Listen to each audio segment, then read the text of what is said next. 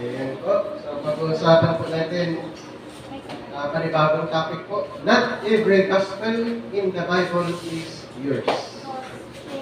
So, bago ang lahat, tayo po ay manalangin. Panginoon, muli kami ay nagpapasalamat sa isang pagkakataon na inyong pinagkaloob. Salamat sa presensya ng bawat isa. Sa pagkakataon ito, aming pag-aaralan ng inyong banal na salita. Salamat din sa inyong banal na espiritu na nagbibigay din po sa amin ng pag-uunawaan namin ang mga pag-uusapan namin sa umaga. Sa iyo po namin pinagkatiwala ang lahat sa pamamagitan ng aming Panginoon Jesus. Amen. Not every gospel in the Bible is yours. Sa Bible po, ang daming gospel. Maraming gospel sa Bible, pero alamin po natin, sa dami ng gospel, alin yung para sa atin. Okay? Maraming gospel sa Bible, ang goal po natin sa umagang ito, alin ang para sa atin. Okay? So, not every gospel in the Bible is yours. There are multiple times in the Bible that God's messengers bear good news. Katulad nila John the Baptist, di ba? Mga propeta sa Old Testament. At maging ang ating Panginoong Jesus at yung mga 12 apostol, sila din po ay tinatawag na messengers ng ating Panginoon at mayroon din po silang good news na ipinapaabot doon sa mga tao. Ayan. Ang good news, tinatawag din na good tidings. So the news is not always the same. Maraming good news sa Bible, pero hindi lahat parehas. Okay, so kung i-point out po natin, ayan, dito po under sa time pass, sa time ng innocence, mayroong good news. Sa time ng conscience, mayroon din. Sa time ng human government, may good news din. Sa time ng promise, mayroon din. Under the law of Moses, mayroon. Under the grace program, meron din. Sa Great Revelation, may good news din po yan. Ang tanong, lahat ng good news na na-mention dyan po, pari-parehas ba? Hindi po. Kung good news under sa time ng innocence, parehas ba sa conscience, sa human government, promise, law? Ayan po. So, maraming good news sa Bible, pero hindi ibig sabihin ay para sa atin din. Hindi ibig sabihin na mabasa natin sa Bible ay para din sa atin. Hindi po. Hindi lahat ng nasa Bible ay angkinin natin na para sa atin. Magka-problema po tayo dyan. Okay? So the news is not always the same. Bigyan ko kayo ng example ha. Sa panahon ni Adam, ito po, magandang example ito regarding sa food. Sa panahon ni Adam, ang kakainin nila, fruits and vegetables. Pagdating po kay Adam, fruits and vegetables and then plus carne. Ayan. Nakita nyo, mayroong dagdag. So, pwede bang sabihin ni Adam, o Noah, bakit dinagdagan mo? Ang sinabi ng Panginoon sa akin ay fruits and vegetables lang. Bakit mo dinagdagan ng karne? O pwede rin sabihin ni Adan, bakit sinabi naman ng Panginoon sa akin na pwede na yung karne? Pagdating kay Abraham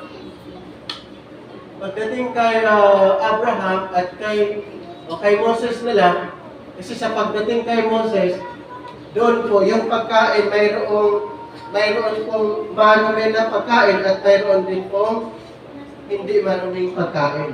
Sa time ni Moses. Nakita niyo po, may pagkakaiba. Sa time ni Apostol Pablo, wala pong sinabing may marumi na food at yung pinagbabawal, basta magpapasalamat lang. So, yun yung example doon. Pero lahat ba yan ay nasa Bible? Yes.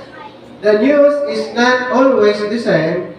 The news is not always good for everyone. Maraming good news sa Bible, ulitin ko, pero hindi lahat good para sa atin. Mayroong good news para sa kanila. Mayroong good news para sa atin under the Batnaw program. So kung ano yung good news sa kanila at dadalhin natin sa atin, good news pa ba yun? Hindi na good news. Kasi mayroong para sa atin, mayroong para sa kanila. Parehas na good news, pero hindi pare-parehas. Okay? So sana clear po sa atin yan. John the Baptist and Jesus. Si John the Baptist and Jesus, parehas ang kanilang ipinapangaral sa time na ito. Bigyan ko kayo ng example sa Matthew chapter 3, 1 and 2.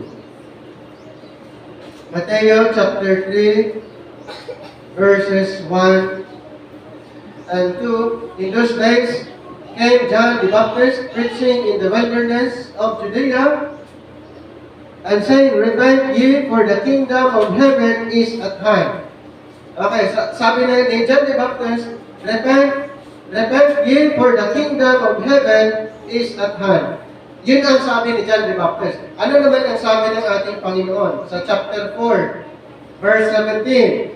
From that time, Jesus began to preach and to say, repent, for the kingdom of heaven is at hand. Parehas ba hindi? Si John the Baptist nangaral ng repent, for the kingdom of heaven is at hand. Sabi ng ating Panginoong Hesus, repent, for the kingdom of heaven is at hand. Parehas, di ba? Dahil ang audience nila, parehas. Ayan. Kung sino yung audience, dapat ang gospel parehas. So, ang gospel ni John the Baptist and the gospel of Jesus Christ, parehas dahil yung audience nila ay Israel. Ang audience nila ay ang bayang Israel. At ang bayang Israel, sila po ay matagal nang naghihintay ng kingdom, at ito po yun, na time will come, ang inaantay nilang kingdom ay may establish dito sa lupa. Since na ang Israel, ang audience ni John the Baptist and even the Lord Jesus Christ, therefore, ang gospel parehas. Ang tanong, yung gospel ba yan na para sa Israel ay pwede ba natin angkinin? Hindi. Doon po magka-problema tayo. Dahil mayroong gospel para sa Israel at kung i-adapt natin yan, hindi na po yan effective. Kasi yung gospel na yun, intended for the Israelites. Sa kanila lang yun Di ba? Tapos angkinin natin, seek ye first the kingdom. Thy kingdom come. Ang kingdom na mention, na sinasabi, thy kingdom come, and then repent, for the kingdom is at hand, and then seek ye first the kingdom. Kingdom na tinutukoy po diyan ay para sa Israel. Dahil sila po ang matagal na nag-aantay ng king. Kaya nga nung dumating si Jesus Christ, dito sa Matthew chapter 2, sabi dito, saying, where is he that is born King of the Jews? So, nung ipinanganak ang ating Panginoon, ay hinahanap siya na saan ang hari ng mga Hudyo. Nakuha niyo? Si Kristo po ay dumating nung siya'y ipinanganak sa time na ito para maghahari sa bayan ng Israel. Tayo po hindi Israel. Hindi tayo part. Nung siya'y ipinanganak, hindi tayo bahagi. Nung siya'y ipinanganak, hindi tayo part doon sa fulfillment na yon. Si Kristo po ipinanganak para sa Israel. Para siya mag-aaral sa Israel at siya ay magiging tagapagligtas ng Israel. Nakuha niyo po? Kaya nga maalala niyo pag Christmas, diba, sineselebrate mostly yung birth. Dapat ang mag-celebrate niya sino? Dapat Israel. Kasi nga, sabi dito sa binasa natin, na saan yung hari ng mga Hudyo na ipinanganak? Hinahanap nila na saan yung King of the Jews na naipanganak. Ibig sabihin, pag Christmas na sinasabi, ang talagang nagsiselebrate ng birth, yung Israel. Kung gusto natin i-celebrate, yung kanyang ginawa sa cross. Pag Christmas, halimbawa, opportunity to share. Ang i-share natin, hindi yung birth. I-share natin ngayon, yung ginawa niya sa cross. Nakuha niyo po? So, yun po yung ano natin. Pwedeng i-share yung kanyang birth at the same time yung kanyang death. But dito po, nung nangangaral si John the Baptist at ang ating Panginoong Jesus, ano po ang gospel nila? The gospel of the kingdom. The gospel of the kingdom.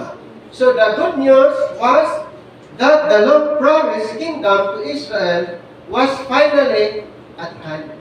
Matagal na po na ipinapangako ng Panginoon paman ang tungkol sa kaharian, itong kingdom na ito. Nung dumating si John the Baptist, the Lord Jesus Christ, ipinapangalan nila yung kingdom na malapit na. Bakit lumayo yung kingdom? Dahil pinatay nila yung king. Hindi na tuloy na mag-ari ang Panginoon, pinatay nila, instead na yung kingdom na ito ay nandito dapat. Kasi at night, di ba? At hand or night or malapit na. Pero ang nangyari po, pinatay, kaya yung kingdom, na instead na malapit, nagiging malayo sa kanila, at inaantay nila ngayon yung second coming. Di ba ito yung first coming? Mag-aari sana ang Panginoon. Pero pinatay, kaya inaantay nila yung second coming para i-establish yung kingdom na matagal na inaantay nila. So, si John the Baptist and the Lord Jesus Christ, ulitin ko po, ang gospel nila parehas. At ano yung gospel na yun? The gospel of the kingdom. At sino po yung audience nila? Bayan Israel. Tuloy natin. Dito po sa Mark 1:14-15. Now, after that John was put in prison, so ibig sabihin si John the Baptist ay hinuli. Okay, ikinulong siya. And then Jesus came into Galilee, preaching the gospel of the kingdom of God. And saying, the time is fulfilled, and the kingdom of God is at hand. Repent ye, and believe the gospel. Ulitin ko po, sino po yung kinausap dito sa verse na ito? Para kanino ang mensahe na ito? Sa mga Israelites. Yung sinasabihan na repent ye, referring to the Israelites. At ang gospel na ipinapangalan ay ang kingdom gospel. Ulitin ko po, ang kingdom gospel ba ay para sa atin? Hindi. Ang gospel of the kingdom ay intended para sa bayan ng Israel. Ang gospel po na para sa atin ay ang gospel of Christ. Ano ba ang content ng gospel of the kingdom? Yung paghahari ng Panginoon sa bayan ng Israel. Ano po ang content ng gospel of grace? Yung ginawa ni Kristo sa cross. Nakita niyo po yung kaibahan? Pag sinasabing kingdom gospel, ang content doon ay ang paghahari ni Kristo. Pag sinasabing gospel of grace, ang content, ang nilalaman doon ay yung ginawa ni Kristo sa cross. So, yun po yung mga bantayanan na pwedeng marinig nyo na sasabihin nila, parehas lang yan. Sasabihin nyo, hindi parehas. Ang gospel of the kingdom, ang nilalaman doon, ang paghahari ng Panginoon. Ang gospel of grace, ang nilalaman doon ay ang ginawa niya sa cross. Meron tayong dalawang bagay na pag-uusapan. Meron tayong dalawang bagay na pag-uusapan dito. Ang una po, the gospel without the cross. So mayroong gospel, pero hindi ipinapangaral yung cross. Mayroong isa, the gospel of the cross. Ibig sabihin, sa gospel na ito, ini-emphasize yung cross. So ang gospel of the cross, yung gospel dito. Bago pa namatay si Kristo, ang tawag doon, gospel without the cross. Then, a gospel of the cross, yung ginawa ng Panginoon Jesus, yun ay gospel dito. Under grace, gospel of the cross. Before the death of Christ, the gospel without the cross, yun po yung kingdom gospel. Ang kingdom gospel, a gospel without the cross. Ang grace gospel ay the gospel of the cross. Saan po doon? Sa dalawa, kung mamili kayo. The gospel of the cross dapat. Huwag yung gospel without the cross. Yun po yung kingdom gospel.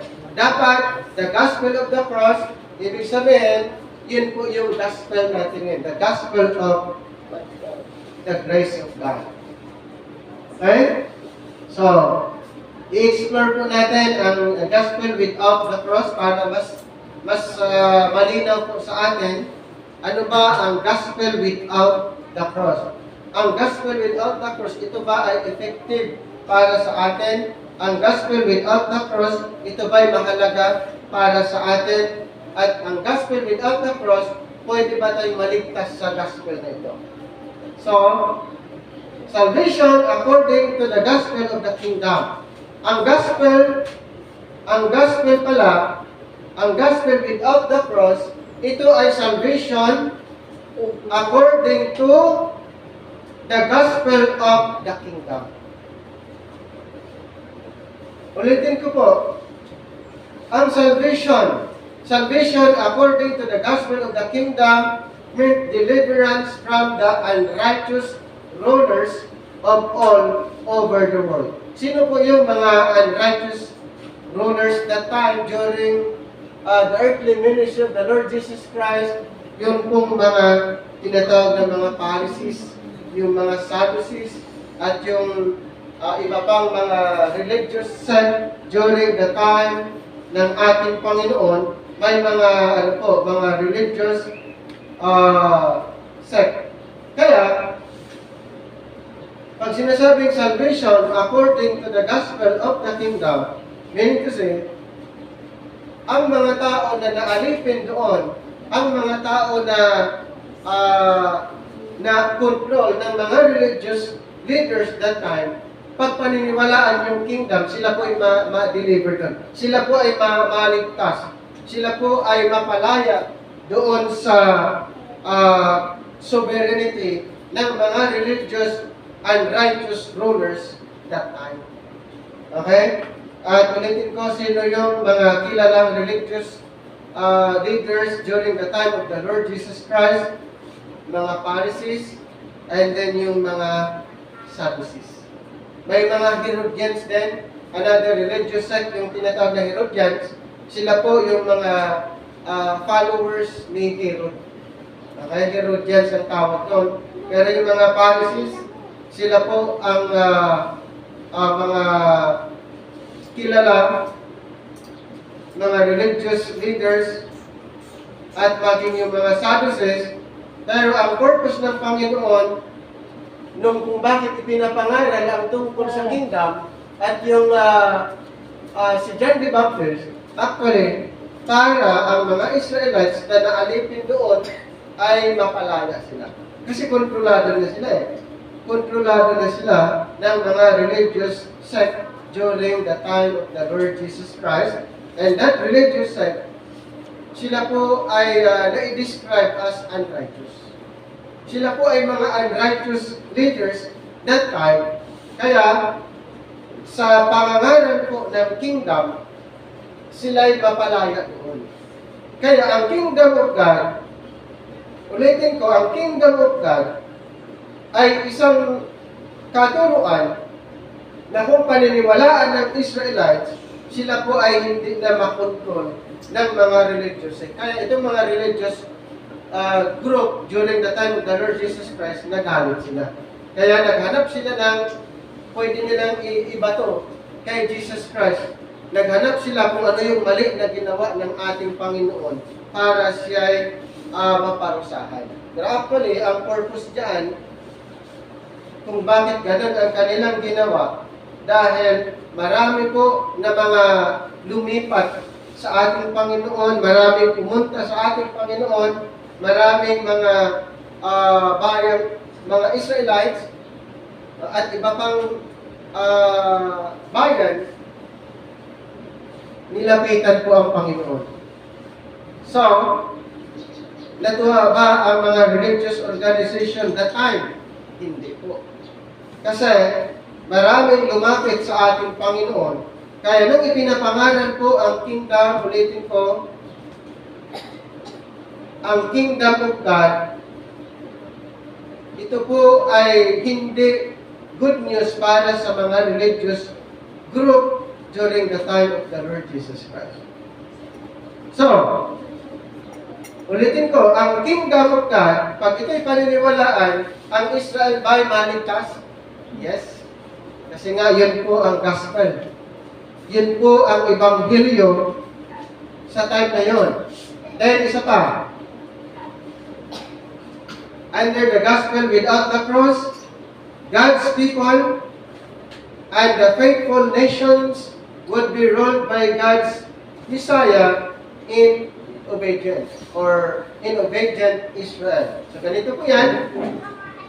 Ang nilalaman po ng gospel na ito ay patungkol po sa mga Israel na pag naghahari ang Mesyas, ang bayang Israel, sila po ay magiging channel doon sa mga Gentiles, yung mga nations.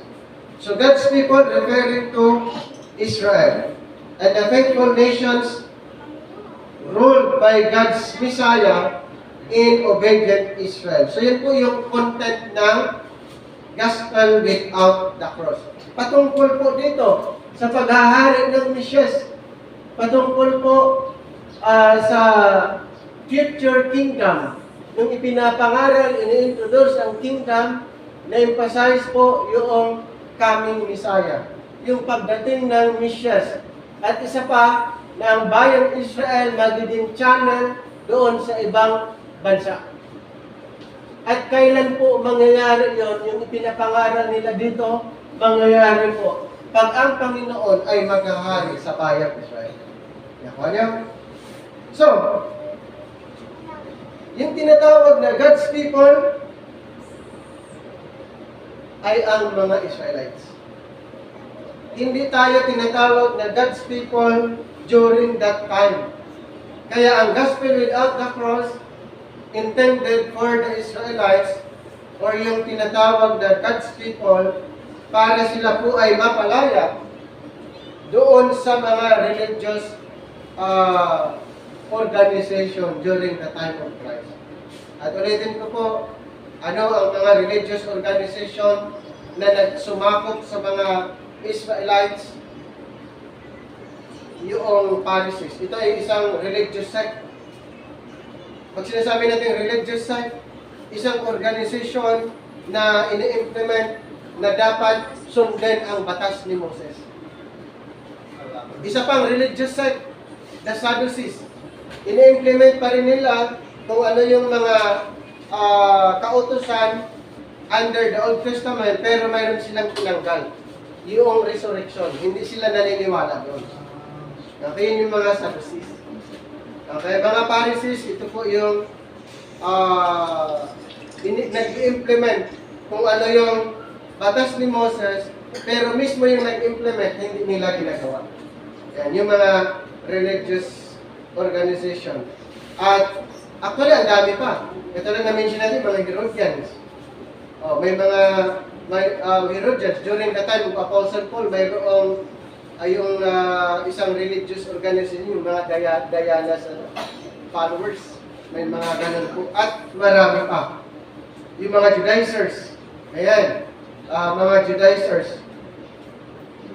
Kaya, pag sinasabi natin i-gospel without the cross, referring to the kingdom gospel, ipinapangaral ng ating Panginoon at yung mga apostles doon sa mga Israelites. Dagdagan natin sa Matthew chapter 10 na ang mga 12 apostol, ipinapangaral din ang gospel of the kingdom, i-gospel without the cross.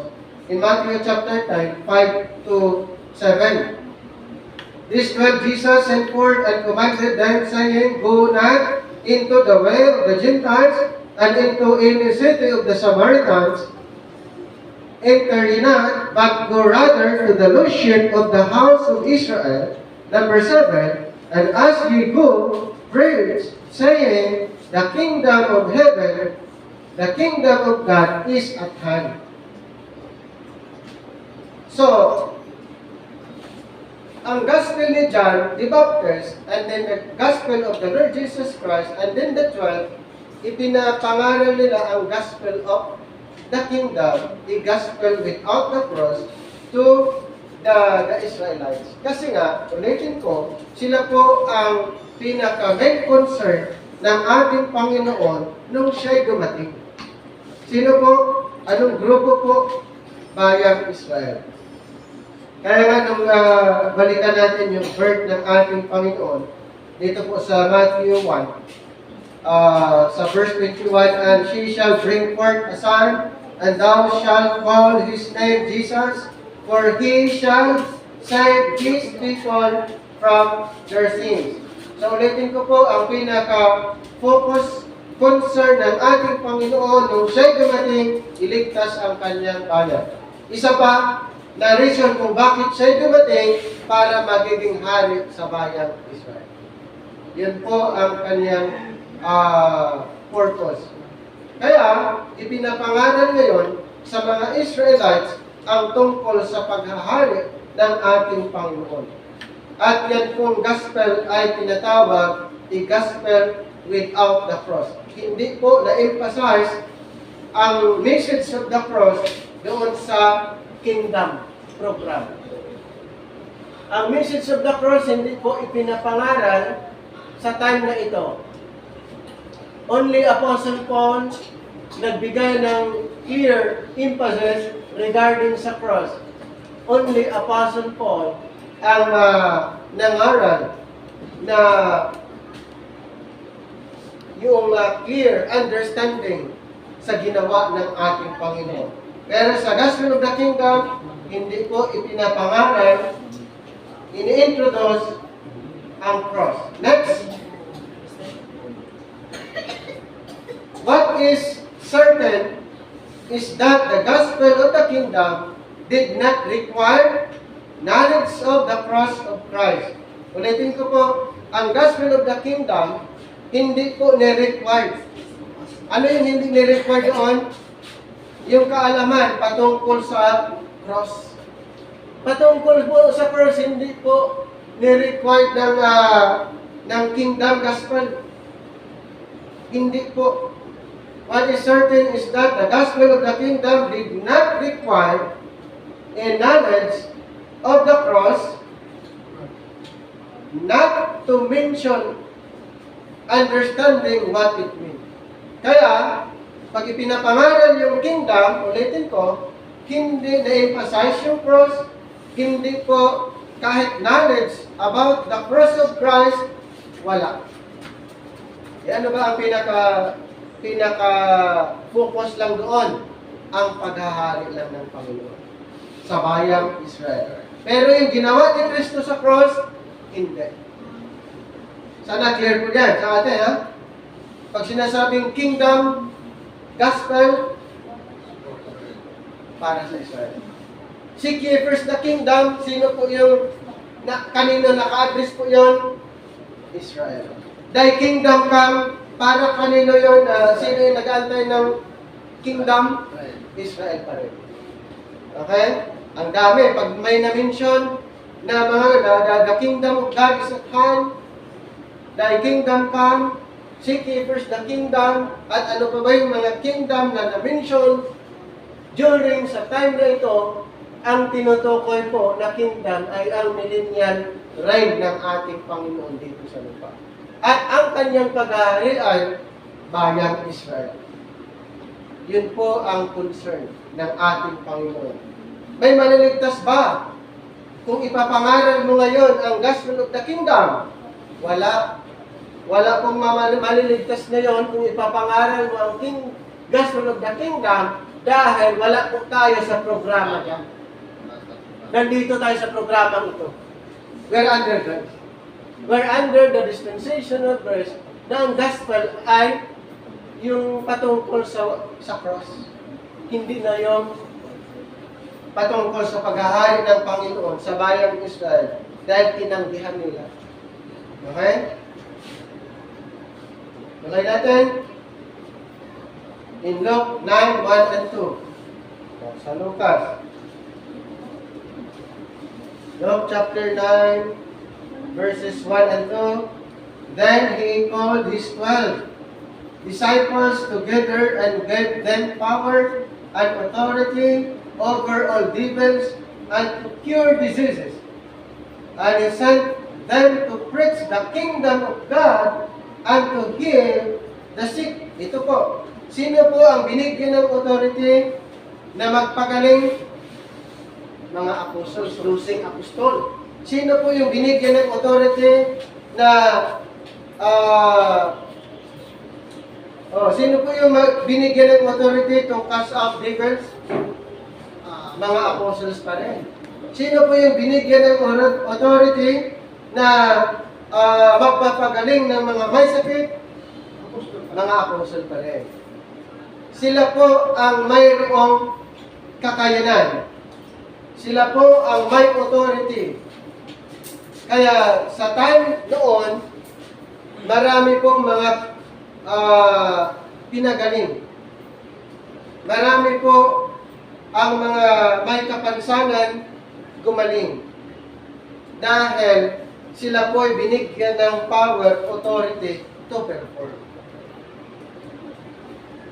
Wala po sa panahon natin ngayon ang binigyan ng power to perform. Katulad ng mga 12 apostol na mayroon silang kapangyarihan na mag-perform to heal the sick, cleanse the lepers, raise the dead. Dagdagan pa natin ito sa Matthew chapter 10. Patunay na ang mga 12 apostol ang binigyan ng authority habang ipinapangaral nila ang gospel of the kingdom.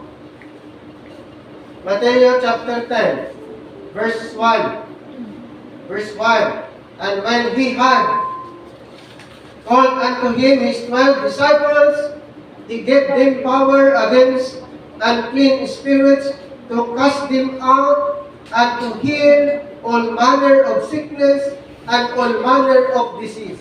Sino po ang binigyan ng kapangyarihan, authority na mag-perform, magpagaling? Mga apostol. Wala po kahit isa ngayon na mayroong power to heal the sick. Kung ganon, ang ganda siguro. Pero wala na po. Ang mga apostol lang ang mayroong kakayanan, kahit anong klaseng sakit, kayang pagalingin. Kahit anong klaseng naranasan or yung may nagkaroon ng unclean spirits, yung na-possess. Ang may kakayanan po doon ay ang mga apostol. Wala pong kahit isa ngayon na binigyan ng power para pagalingin instant yung isang taong may sakit. Okay? Pero noon, nung ipinapangaral po ang gospel of the kingdom, kasama po yun. Nung ipinapangaral po ang gospel na ito, kasama po ito na ang mga apostles ay magpagaling. Lahat ng may mga kapansanan ay kanilang pagalingin. Dagdagan pa natin dito sa 7 and 8. And as we go, referring to the 12 apostles, preach saying, the kingdom of heaven is at hand. Heal the sick, cleanse the lepers, raise the dead, cast out devils, freely ye have received, freely give. Lahat ng may mga sakit, kapansanan, natulungan ng mga apostol. Habang ipinapangaral nila yung kingdom. Ang tanong ngayon ba, mayroon? Wala. Okay? Sila lang po. Ang mga 12 apostol lang po ang binigyan ng kapangyarihan, authority sa mga bagay na ito. At maliban sa kanila, wala na po. So, dito nga sa Luke 9:1 and 2, Jesus gave power to His disciples and sent them to preach the gospel of the kingdom of God. Habang ipinapangalan nila ang kingdom of God, sila po ay nagpapagaling ng mga may sakit. Habang ipinapangaral nila ang kingdom of God, bubuhayin din nila yung mga namatay. Habang ipinapangaral ang kingdom of God, ay kinakas out din nila yung mga masamang espiritu. Ang tanong, kung ipapangaral mo ang kingdom of God, ikaw din ay mag-cast out, ikaw din ay magpagaling, ikaw din ay mag-perform ng mga milagro sa ngayon. Wala na po. Okay? Kahit anong gagawin natin, wala na. Nakuha niyo? A gospel without the cross ay more on miracles, signs, and wonders, at yung iba pang mga gifts na na-mention under that program. Pero tayo po ay hindi kasama sa programa na yon, kaya hindi tayo makapag-perform kung ano yung ginawa ng mga apostol. Nakuha niyo? Ang part natin is to share the gospel. Ang part natin, ipapangaral ang gospel of the cross. Hindi natin ministry yung pagalingin ang may sakit.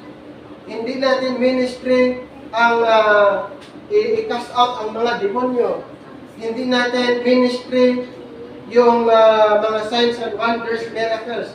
Ang ministry na mayroon po tayong ipangaral ang ginawa ni Kristo. Yun po ang ministry natin. Okay, basahin ko lang. Dito sa 1 Corinthians 1:18. Ito po. 1:18. For the preaching of the cross is to them that perish foolishness, but unto us which are saved, it is the power of God. So ang ipangaral natin ay ang ginawa ni Kristo. Yun po ang dapat nating i-share. Then, dito nga sa Luke chapter 9, later, sabi ng ating Panginoon sa mga disciple po rin, na siya po ay mamamatay. So, na-mention ng ating Panginoon na siya po ay mamamatay. Ang tanong, mayroon ba silang idea? Wala. Hindi nila naunawaan yung sinasabi ng ating Panginoon. Kaya nga, basahin natin itong sa Lucas chapter 18. Start natin basahin sa 31 hanggang 34. Luke 18, verse 31 hanggang 34. Then, he took unto him the 12, and said unto them, Behold, we go up to Jerusalem, and all things that are written by the prophets concerning the Son of Man shall be accomplished. 32, For he shall be delivered unto the Gentiles. Nakita niyo po, yung sinabi ng Panginoon na pupunta tayo sa Jerusalem at siya ay papatayin ng mga hintel. Ay sinasabi niya, For he shall be delivered unto the Gentiles, and shall be mocked and spitefully entreated and spitted on, and they shall scourge him and put him to death. And the third day he shall rise again. 34, and they understood none. Hindi nila naunawaan. And they understood none of these things, and the saying was hid from them, neither knew they the things which were spoken. Naunawaan ba ng mga apostles nang sinabi ni Kristo na siya papatayin, siya mamamatay at mabubuhay? Hindi. No idea. Kaya, since na hindi nila alam, wala silang idea sa mangyayari, ipapangaral ba nila yung cross ni Kristo na hindi nila alam? Hindi pwede. Since na hindi nila alam, hindi nila ipapangaral yun. Ang alam lang nila, yun po ang kanilang ipapangaral. At ano po yun? A gospel without the cross. Yun po ang alam nilang ipangaral. Hindi po nila pwedeng ipangaral yung hindi nila alam. Diba? Dito nga sa binasa natin, sa 34. And they understood none of these things. Sino po yung they? referring to the apostles. They understood none of these things, and the saying was hid from them. Ang nangyari po, itinago na lang. Yung sinabi ng Panginoon na siya papatayin at siya'y mabubuhay sa ikatlong araw, hindi nila naunawaan, kaya ang kasabihang ito, itinago na lang.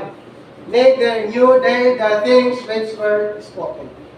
Ang tanong, kailan naunawaan ng mga apostles yung ginawa ni Kristo? Naunawaan nila nung bumaba ang banal na Espiritu sa Acts 2. Doon lang po nila naunawaan. Kaya, ang mga apostol ay nagtuturo na sila tungkol sa nangyari na si Kristo ay namatay at siya'y binuhay ng Diyos. Ito sa Acts 2, naunawaan na nila, pero ang nagpaintindi doon, ang banal na Espiritu na. Ang banal na Espiritu ang nagpaunawa, pero that time, during the time of Jesus, yung mga apostles, hindi nila naunawaan yung sinabi ni Kristo, tama? Pero pagdating ng banal na Espiritu, ipinaintindi sa kanila, kaya naunawaan nila. Ito po, sa Acts 2. Acts chapter 2. Nung bumaba ang Espiritu, ay in-introduce na rin nila yung nangyari. Dito po sa verse 36. Therefore let all the house of Israel know assuredly that God hath made that same Jesus, whom ye have crucified, both Lord and Christ. Sa 37, now when they heard this, they were pricked in their heart, and said unto Peter, and to the rest of the apostles, men and brethren, what shall we do? Pagdating sa 38, then Peter said unto them, repent and be baptized, every one of you, in the name of Jesus Christ, for the remission of sins, and ye shall receive the gift of the Holy Ghost. So in-introduce ni Pedro yung si Kristong namatay na binuhay ng Diyos. Backward tayo sa 30, therefore being a prophet and knowing that God had sworn with an oath to him that of the fruits of his knowledge according to the flesh, he would raise up Christ to sit on his throne. So ang Panginoong Hesus ay namatay at binuhay. Naunawaan ng mga apostles, ipinaintindi ng banal na Espiritu, pero bago po bumaba ang Espiritu, naintindihan ba nila? Hindi nila naintindihan nila. Ang banal na Espiritu ang nagpaintindi sa kanila, kasi yun ang pangako ng Panginoon dito sa John 14. Dito sa John 14:26, but the Comforter, which is the Holy Ghost, whom the Father will send in my name, He shall teach you all things and bring all things to your remembrance, whatsoever I have said unto you. Ang banal na Espiritu ang nagpaunawa na po sa mga 12 apostol. Kung anong nangyari, na si Kristo ay namatay at binuhay, naunawaan na nila sa pamagitan ng Espiritu. Pero dito po sa Luke 18:34, and they understood none of these things. Hindi pa nila naunawaan. Kaya itinago na lang. Pagdating sa Acts 2, nung bumaba ang Espiritu, ipinaintindi sa kanila, kaya si Pedro ay ipinapangaral na po nila yung na si Kristo'y namatay at binuhay. Mayroon ba dito sa Acts 4 ha? Acts 4:10. Acts 4:10, naunawaan na rin nila dahil sa pamagitan ng banal na Espiritu. Verse 10, be it known unto you all and to all the people of Israel that by the name of Jesus Christ of Nazareth, whom ye crucified, whom God raised from the dead, even by him doth this man stand here before you all. Nakita niyo po na sinabi ni Pedro na si Kristo na inyong pinatay, binuhay ng Diyos. Naunawaan na po nila after na natanggap nila yung Espiritu. But before that, ang gospel of the kingdom ay tinatawag gospel without the cross dahil Unang-una po, hindi nila naunawaan yun. Kailan nila naunawaan yung sinabi ng Panginoon na siya'y mamamatay at bubuhayin? Nung dumating ang Espiritu sa Acts 2. Okay? Kailangan maging sa atin yan, marinaw, para pag ipapangaral nyo, ay madali na lang po. Naunawaan ng mga 12 apostol nung natanggap ang banal na Espiritu at ang banal na Espiritu ang nagpapaunawa sa kanila. Okay, so tingnan natin.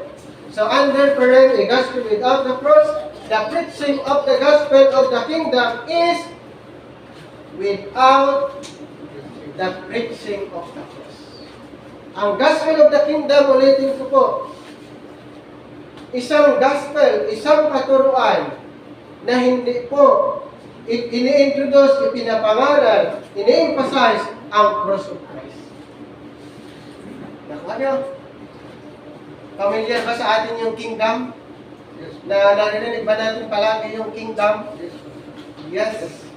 Pero at least may idea kayo na ang kingdom na ipinapangaral ng mga apostol ay gospel para sa Israel. A gospel without the cross. Ganun po yun. Ang gospel natin, grace. Ang gospel natin ay ang grace, hindi po kingdom. Naku, pag may marinig kayong gospel of the kingdom, pwede natin tanungin bakit kingdom gospel ang ipinapangaral. Dapat pakinggan natin bakit kingdom ang kanilang ipinapangaral. Ang gospel of grace din po ang gospel para sa panahon natin ngayon. Kung gospel of the kingdom ipapangaral mo, useless po yung panahon. Dahil ang gospel of the kingdom, temporarily po inactive. Inactive po ang gospel na yon at kailan mag-resume. After the rapture, ang gospel of the kingdom mag-resume after the rapture. So habang wala pa ang rapture, ang gospel na dapat ipapangaral natin ngayon ay ang gospel of grace. Okay? Ang gospel of grace ang dapat nating i-share. Now, proceed po tayo sa pangalawa. The gospel of the cross. The gospel of the cross, gospel para sa atin. Okay? Gospel of the cross, gospel para sa atin. Ano ang tawag ng gospel na yun? Yun po ay tinatawag na gospel of the grace of God. Kanino unang ibinigay? Kay Pablo. Acts 20:24. Acts 20:24.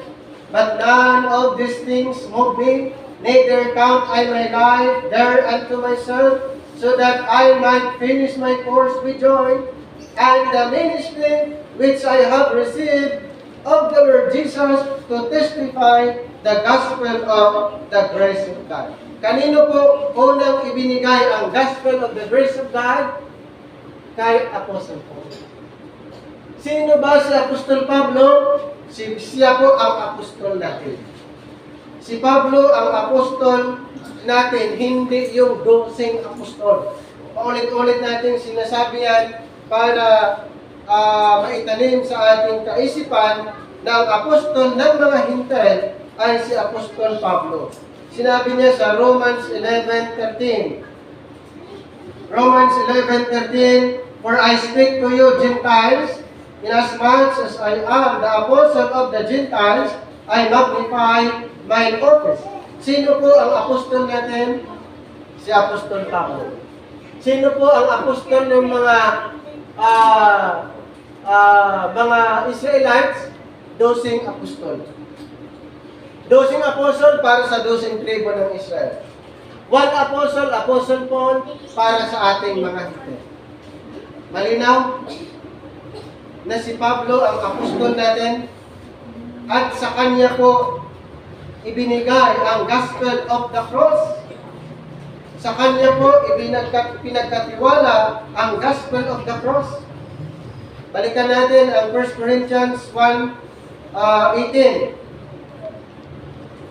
Si Pablo po ay pinili at sa kanya ibinigay, ipinagkatiwala ang gospel of the cross.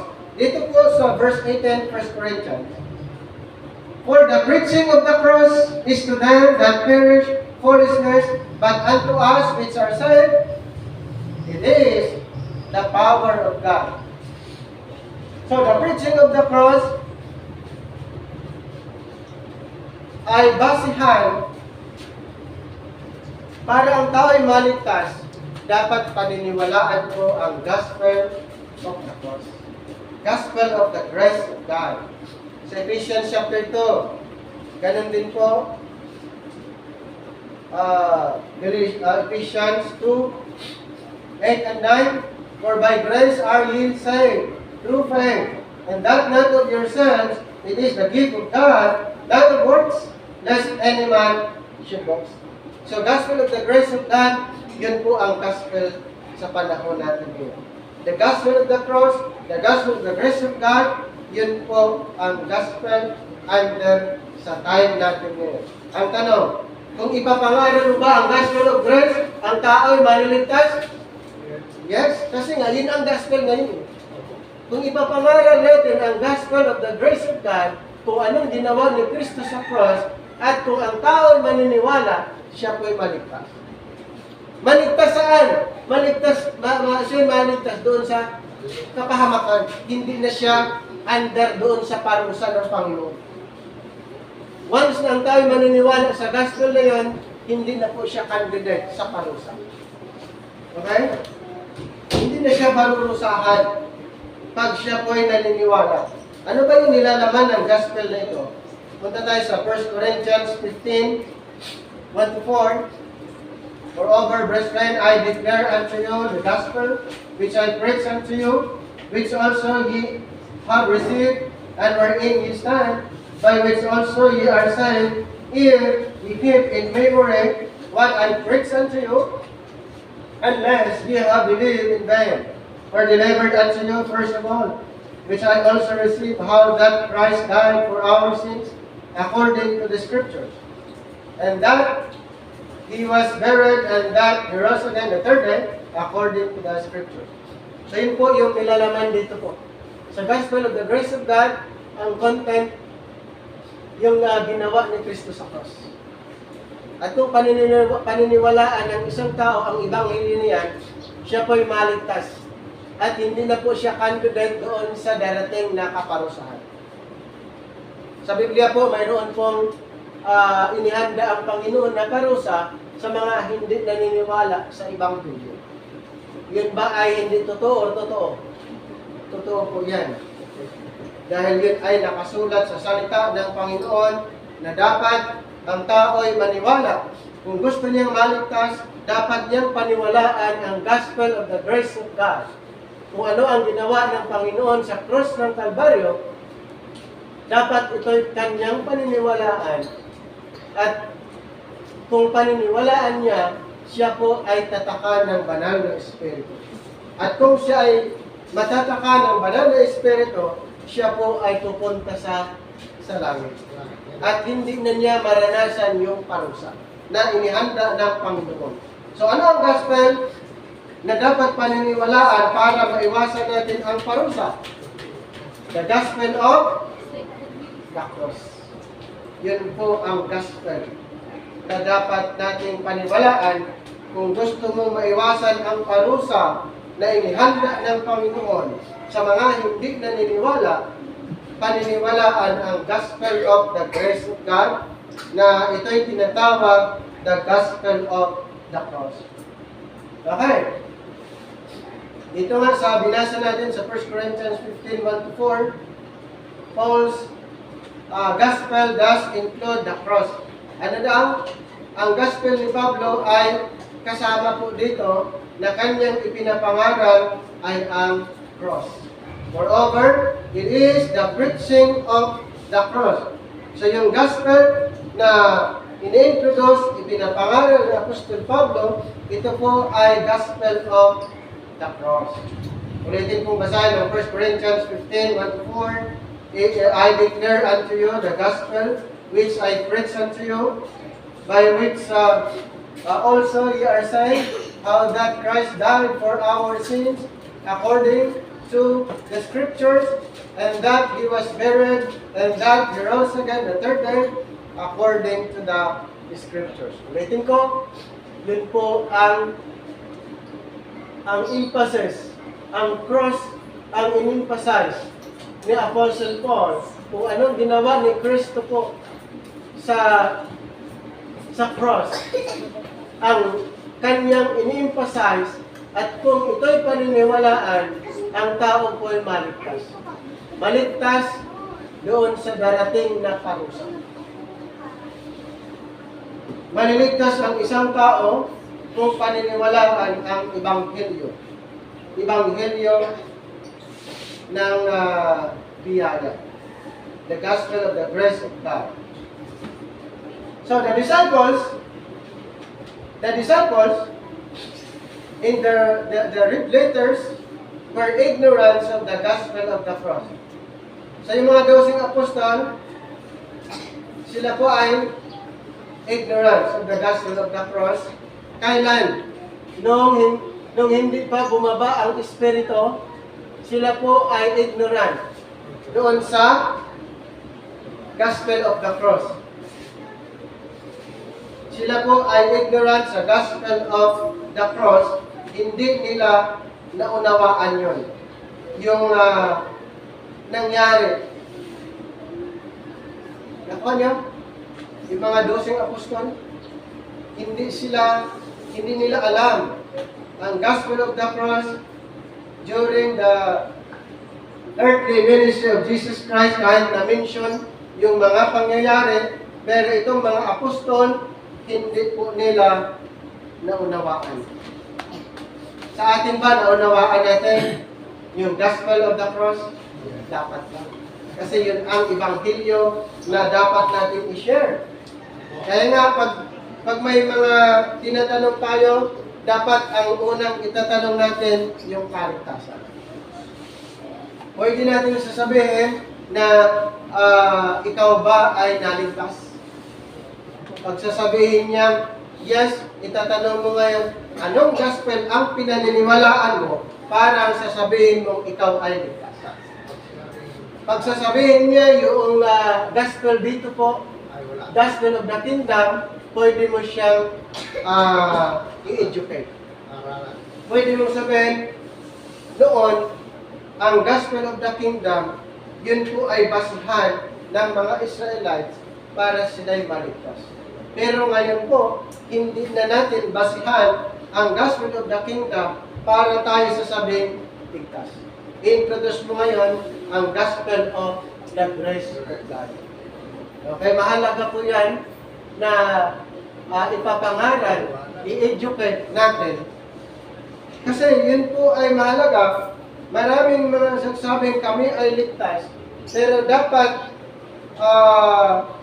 malaman natin kung anong gospel ang pinaniniwalaan para sabihin na siya ay 100% ligtas. Nakadepende po sa gospel. Aling gospel ang pinaniniwalaan? I-gospel without the cross or i-gospel of the cross? Dalawa lang paniniwalaan doon. Okay? Kingdom or grace. Yan. Mga 12 apostol, sila ba ay ligtas under grace? Hindi. Sila po ay ligtas under kingdom. Kasi ang pinaniniwalaan nilang gospel ay ang kingdom. Hindi po grace gospel. Kaya sila po ay saved under the kingdom program. Tuloy natin. Yet the preaching of the cross is the power of God unto salvation for that church today. Clear? The preaching of the cross is the power of God unto salvation for the church today. Ngayon po, ang gospel of the cross, yun po ang dapat nating i-share para ang isang tao ay maligtas. Clear po? Ang gospel po napakahalaga. Ang ebanghelyo po ng kaligtasan, yan po ay mahalaga para masabi natin, mapanindigan natin na tayo ay 100% saved. Ano pong patunay? Siyempre, pinaniniwalaan mo yung gospel of grace. Hindi po yung gospel of the kingdom.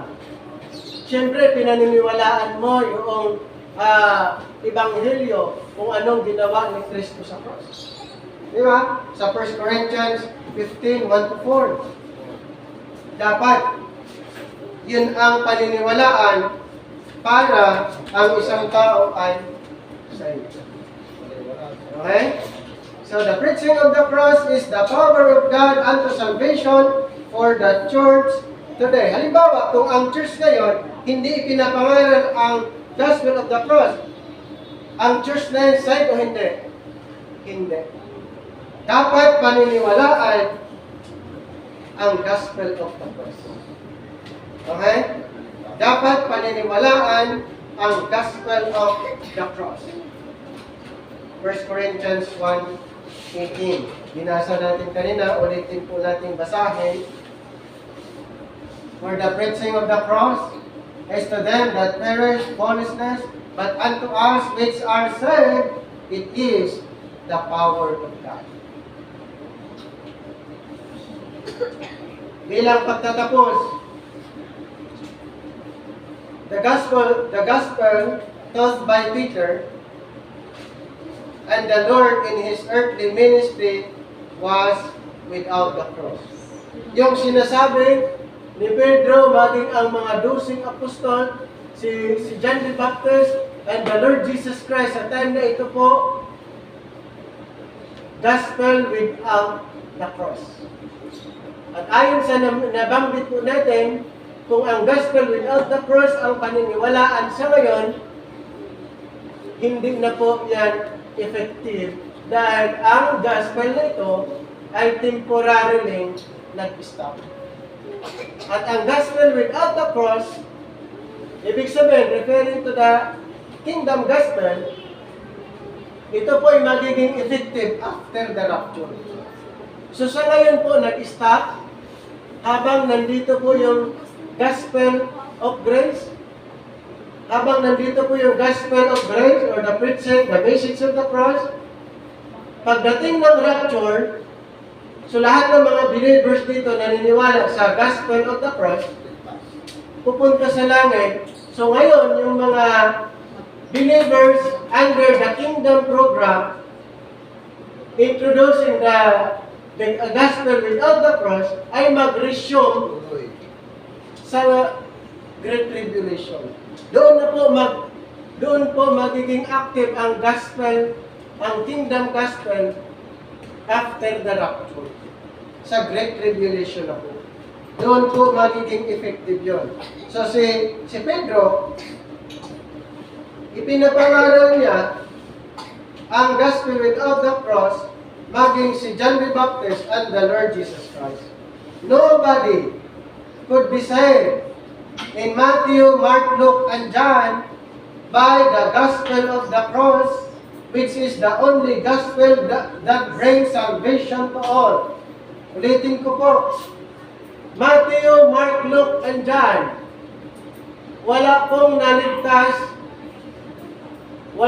naligtas na ipinapangaral ang cross dahil unang-una, hindi naman ipinapangaral ang cross dito. Kaya walang kahit isang naligtas sa gospel of the cross before the death of Christ. Okay? Nobody could be saved in Matthew, Mark, Luke, and John by the gospel of the cross dahil hindi nga ipinapangaral sa time na yun. Which is the only gospel. Ang gospel of the cross, ito po ay only gospel para maligtas ang tao under the dispensation of grace. Okay? Under the dispensation of grace, the gospel of the cross, the only gospel that brings salvation para sa lahat, the gospel of grace. Today, preaching the gospel without the cross is what? Okay? Walang saysay, walang kabuluhan. Ang gospel without the cross, wala na pong saysay, walang kabuluhan na po sa time na ito. Kasi ang gospel dito ay gospel of the cross. Hindi mo pwedeng i-introduce ang gospel of the kingdom, gospel without the cross, sa panahon natin ngayon. Yan po ay fail. There are other gospels in the Bible given to Israel that are without the cross. Yan po yung kingdom gospel. Okay? Yan po yung kingdom gospel. They would not be vain according to God's promises to Israel. Ibig sabihin, sa kanila, sa bayang Israel, ang gospel without the cross ay may saysay po para sa kanila dahil yung gospel na yun para sa kanila. But they need to be rightly divided from the gospel that saves into the church. Kaya nga, applying right division, gospel of the kingdom under the kingdom program. Gospel of grace under the dispensation of grace. A gospel without the cross, kingdom gospel. A gospel of the cross, grace gospel. So, we must rightly divide. Kailangan natin ang right division to identify alin doon sa gospel ang dapat nating paniniwalaan. The gospel without the cross, the gospel of the cross. Okay. So, God is not bringing in His kingdom to Israel today. Ngayon po, wala. Sa panahon ngayon, wala po. Hindi kingdom ang pinag-uusapan ngayon. Nireject na nila eh. Nireject na nila. Kaya sa ngayon, hindi kingdom ang pinag-uusapan. Ngayon po ay ang grace of God ang pinag-uusapan. God is not bringing in His kingdom to Israel today. But He is ministering the good news of Christ crucified and resurrected for the sins of all men. Hindi po yung kingdom. Clear po sa atin yan. Hindi yung kingdom of Israel ang pinag-uusapan ngayon. Ang pinag-uusapan ay ang good news of Christ crucified and resurrected for the sins of all men. The gospel without the cross is no gospel to lost sinners. Kahit anong introduce mo yan, kahit anong sharing mo yan, kung ang gospel mo without the cross, hindi siya maligtas mo. The only gospel that saves today requires the cross of Christ. Clear po sa atin? Ano po ang gospel ngayon? Ang gospel po para sa ngayon requires the cross of Christ. Hindi po yung gospel without the cross. Ang gospel po natin, the gospel of the cross, yan po ang gospel of the grace of God. Amen? Sana po, ang mensahe ito ay malaki po ang maitutulong sa atin. Kung gusto natin i-share ang gospel of salvation, introduce the gospel of the cross. Hindi po yung gospel without the cross ang i-share po natin para maligtas ang isang tao, share the gospel of the grace of God. Okay po, so tayo po ay manalangin. Maraming salamat sa pagkakataon na pinagkaloob, Panginoon. Salamat sa mensahe. Salamat sa presensya ng bawat isa. Salamat sa banal na Espiritu na nagpapaunawa po sa amin. Maraming salamat po. At sa iyo namin pinagkatiwala ang aming worship service sa pamamagitan ng aming Panginoon Jesus. Amen.